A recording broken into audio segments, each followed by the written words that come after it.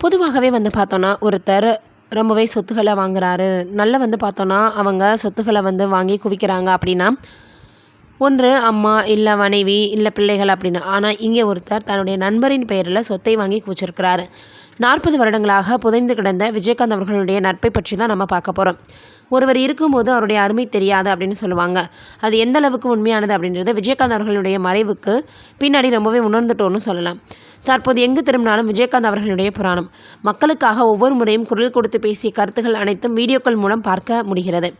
அந்த வகையில் தற்போது ரொம்பவே ஒரு நெகட்டிவ் விமர்சனத்தையும், இவருக்கு எதிராக யாருமே ஒரு கருத்தை கூட முன்வைக்காத அளவிற்கு சொக்கத்தங்கமாக இருந்து வாழ்ந்து காட்டியிருக்கார். எப்படி வேண்டுமானாலும் இருக்கலாம் என்பதற்கு மத்தியில் இப்படித்தான் இருக்கணும் அப்படின்னு ஒரு கோட்பாடோடு வாழ்ந்து வந்திருக்கிறார். அதற்கான மகத்துவம் தற்போது புரியுதுன்னு சொல்கிறாங்க.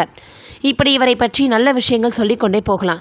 இதற்கிடையில் விஜயகாந்த் ஒரு நல்ல நடிகராகவும் சிறந்த தலைவராகவும் இருப்பதற்கு இவருக்கு மிகவும் பக்கபலமாக இருந்து கை கொடுத்தவர் இவருடைய நண்பர் ராவுத்தர் அவர்கள்தான்.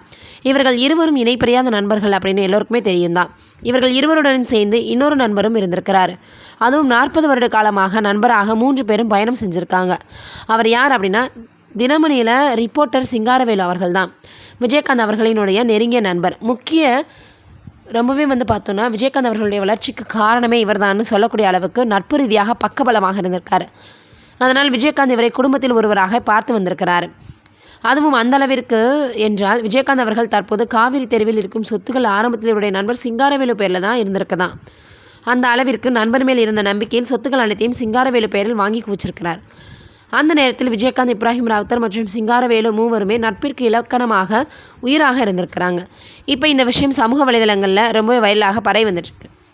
இதை பற்றி நீங்கள் என்ன நினைக்கிறீங்கன்னு மறக்காமல் கீழே இருக்கக்கூடிய கமெண்ட்டில் சொல்லுங்கள். நன்றி, வணக்கம்.